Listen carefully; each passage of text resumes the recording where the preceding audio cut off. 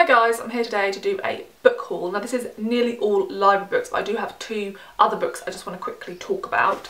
So I recently bought myself a copy of I'm Telling the Truth But I'm Lying, essays by Bassey, Ikpi. So this is a memoir in a collection of essays, which is something I really enjoy.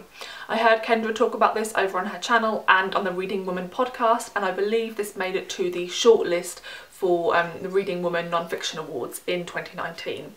And I've really been enjoying the recommendations, so I'm trying to make my way through the non-fiction shortlist in particular.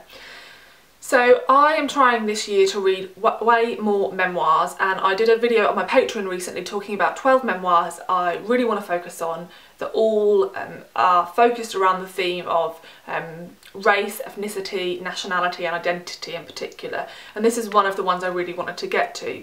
I think the thing I'm most interested in this is the intersection between the author's ethnicity and her identity as pertains to the fact that she's diagnosed with bipolar 2 and how people view her because of that and how she lives her life with those two things. So I'm very interested in this and I've heard nothing but praise, so very excited to read it. The other one was actually a book that Johnny's parents bought me for Christmas, but when they ordered it, it then had like a 2-month delay, so it only arrived last week.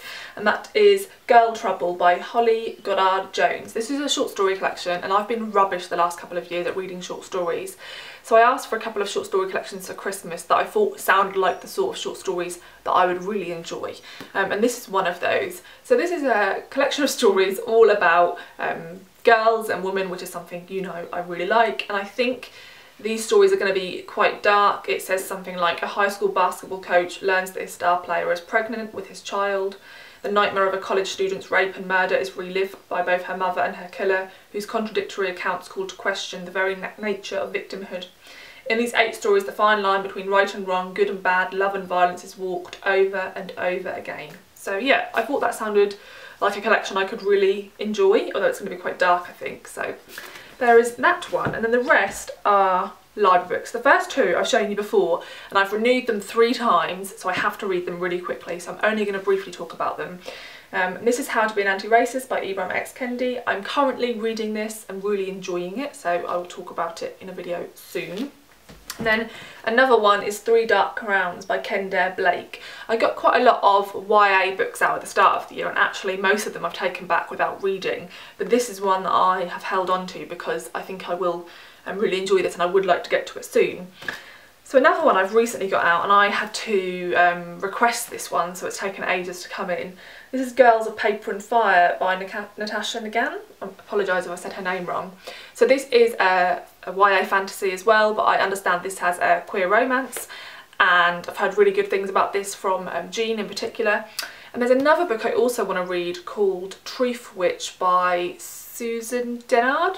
I apologise if I said that wrong. So what I'm thinking of doing is reading these 2 and that in a reading vlog, because all 3 of them are the first book in a female-led fantasy series, and so I thought that might be quite interesting to give all 3 of them a go and see if I feel like carrying on with the stories. So that's why I have those 2. So I have lots more non-fiction and then a couple more fiction to talk about at the end. So these next 2 are both on the list of memoirs I would like to read as well, so I have mentioned these in more detail over on my Patreon video, so I won't talk about them too much here. So the first one is The Body Papers, a memoir by Grace Talusan, and I love how small this is. I love when hardbacks are like really miniature, so that's just a random comment, but I really like that. So this is about the fact that the author moves from the Philippines to a New England suburb in the 1970s. At school she's made to feel other, and then she finds out that her family status is illegal, and she's also, trigger warnings for this, she's also being abused by her grandfather at home, and so she is really struggling obviously to adapt to this new life, feeling like an outsider, and then in the one place where she should feel safe she doesn't, and so it's how she moves through those experiences and how she now is, you know, an adult woman, and how she now lives with her past. So I think that sounds brilliant. This other one I heard about on Mel's channel over at Mel's Bookland Adventures, which I highly recommend, and is one of my favourite channels, so you should definitely check it out. And that is 2 Trees Make a Forest on Memory, Migration and Taiwan by Jessica J. Lee. Mel spoke really highly about this one, and so I immediately went and had a look and saw that my library had a copy. So I didn't realise this, but Taiwan is actually set on the meeting of some tectonic plates which shift, so there's quite a changing landscape. And Jessica J. Lee finds a hidden memoir of her grandfather's, and she decides to move through her family's history. They moved from, I think they moved from China to Taiwan and then to Canada, so she goes back and looks at all of that. And it says this is part nature writing, which I love, and part memoir and like exploring of nationality and writing and history. So I think that sounds amazing, and it has a beautiful cover as well. Then obviously I had to check to see if my library had this one, because I've just had people rave about it, and I haven't read this author short story collection, so I was dubious as to whether I would. This is one of those books I really like the sound of, but I was dubious as to whether I would actually enjoy it. I'm going to stop talking now because you're probably like, what the fuck is the book? It is In the Dream House by Carmen Machado. So yeah, I was unsure if it was for me because I loved the way it was described, but I didn't know if I'd like the writing. But then I watched her do like a 40-minute talk, which was in a bookshop, and it was filmed. I will link it down below. They have an amazing channel. They upload loads of interviews with authors, and I'm subscribed and watch loads of them, so I'd highly recommend. And she read segments and they were beautiful, and I loved her talk as well. So if you haven't heard, this is a memoir about the time she spent in an abusive relationship with another woman. And one of the things she really wanted to highlight is the fact that that exists. It's something that isn't spoken about. We do not really talk about violent relationships unless we're talking about a man being violent to a woman. And so she wanted to sort of highlight that, and she wanted to talk about what it was like being in a relationship like that. Obviously thinking she loved somebody who was abusing her emotionally and physically, and how she got out. But this isn't told chronologically.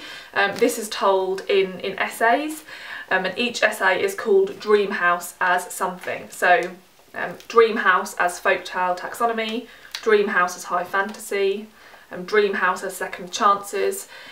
And she read a few different dream houses when she was in that video, and it was beautiful. I thought it sounded like it was going to be a bit too intellectual and difficult for me, and if you've been thinking the same, please go check the video out, because actually I didn't find that at all. I just found they were really brilliantly written personal essays, and I'm really excited to get to this one. Then these next two are a bit out of the ordinary for me. So I recently read an essay collection which I keep talking about because it's made me interested in loads of writers that I otherwise wouldn't have been, and that was What My Mother and I Don't Talk About, edited by Michelle Filgate.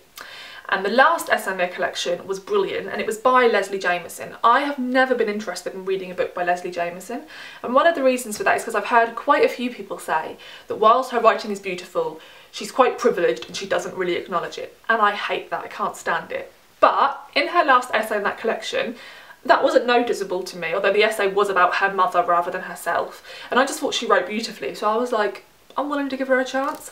And when I was having a look from my library, I saw they had this. This is called Make It Scream, Make It Burn, and as I said, it's by Leslie Jamison. I'm a bit annoyed with myself because I saw this in the library a few weeks ago and I didn't get it out because I had a lot of books out. And then I went back last week and thought, fuck it, I'm going to get it out. And I went and checked and it was still on the shelf. But since then, someone's obviously borrowed it and like dropped it in the bath or something, because now it's, you know, when books go all crinkly and like every time you open them they feel really like stiff and crackly. I find that infuriating. It's a library book, look after it, guys. So yeah, I mean, it's still obviously readable, but it's just a bit annoying. So I've got that one, and I think I'm going to pair it with this. This is Coventry by Rachel Cusk. I didn't mention Rachel Cusk in my video of authors I'd like to try this year, but she was one I considered adding. And so I heard Sarah from Hardcover Hearts talk about this one. I adore her channel as well. I don't think I've mentioned it before. Please go subscribe. So I will link that up there as well. And yeah, I'm pretty sure Sarah really enjoyed this. And I've heard a lot of people talk about Rachel Cusk and her sort of linked novels. I think one of them is called Outline. And yeah, she's an author I've been aware of. And I don't know why, but I thought she was American. And I thought this was just called Coventry for some random reason. It turns out she is British, I think. I'm pretty sure she is, because the first essay is actually about Coventry, which is a place in England, and it says where I live. And I really liked the first paragraph, because it's about the fact that where she lives there is always someone driving slowly on the road ahead. This is in the countryside by the sea, and the roads are narrow and burrow-like, with high hedges either side to protect the fields from the coastal winds.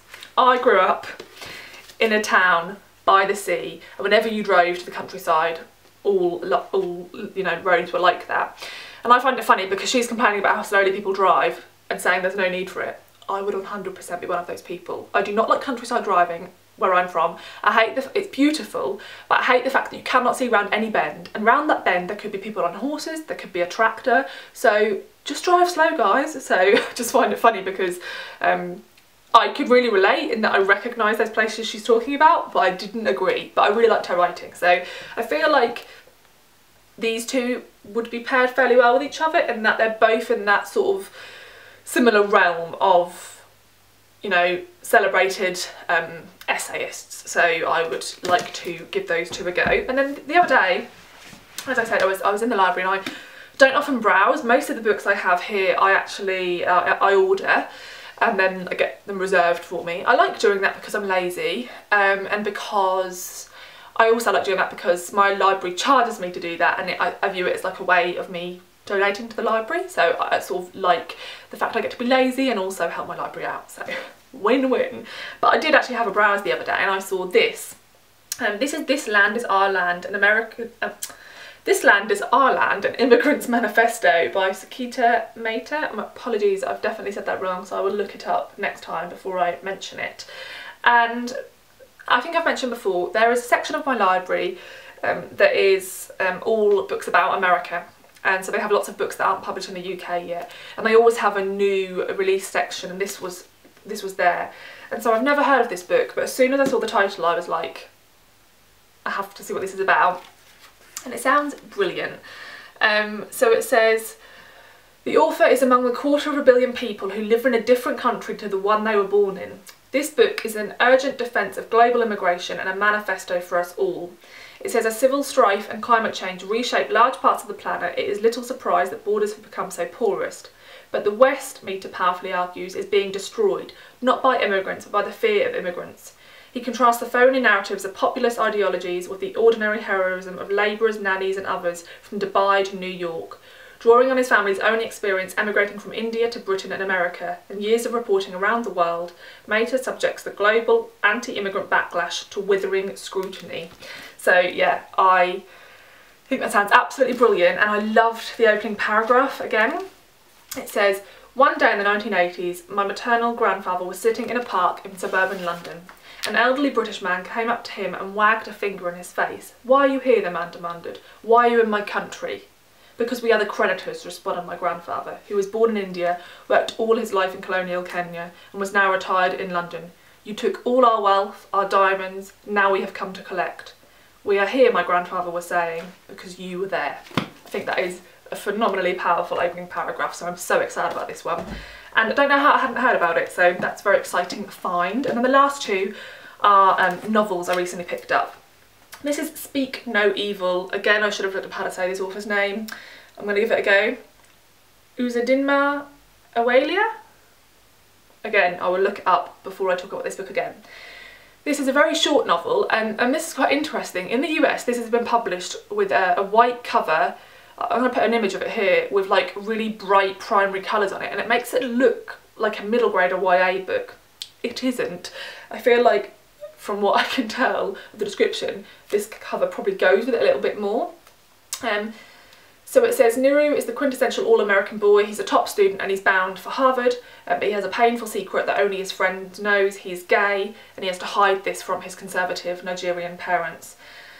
And it says his secret comes out and he's ostracised, and he has to sort of figure out how to move forward. I think this is going to be a pretty upsetting book, but I heard really positive things about it when it came out, and I think it sounds really good. And then the other one, I put this on hold at my library, and I'm the first person to have it out, so it got delivered in and straight to me, which is very lovely.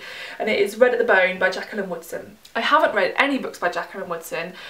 but I've heard really amazing things about this one, and I kept being like, oh, I think I'm going to give it a go. And then I saw Roxane Gay talk about it. She has a book club, and this was one of her book club picks, and I really enjoyed listening to them talk about it. I only listened to the first 10 minutes because I didn't want to get into spoiler territory, so I've saved that video. I'm going to read this book very, very soon because it's quite short, and then go back and watch that one.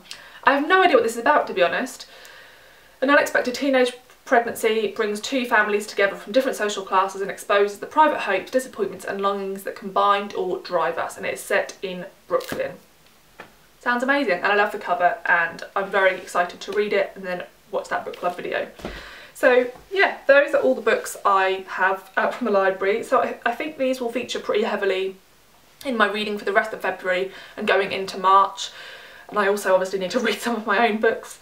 But I'm just obsessed with the library lately, guys. I really love it, so there's that. Do obviously feel free to recommend me other books. Let me know if you've read any of these, or if you have them in your TBR, or if you've added them to your TBR because of this video. That's always nice to know. And please, please, please give me recommendations for like channels that upload author talks, whether they be several authors in discussion about someone else's book, like with this one, or whether they be like the Carmen Machado talk where someone's interviewing her, talking about her new release. I don't often get to go to author talks. I live in Norwich, which is a really small city. We have a couple of authors come here, but I read a lot of books that are not published in the UK or are published much later. And those authors, if they're going to travel to the UK, like Carmen Machado, there is absolutely no way she's coming to Norwich, guys. Like, so yeah, unless I lived much closer to London, I don't really get to go to these sorts of things. So which I'm sure is the case for many of us, so I think it's really helpful if we share resources to be able to enjoy these things online. So please, please, please let me know down below. Thank you for watching, and I will see you in the next video. Bye.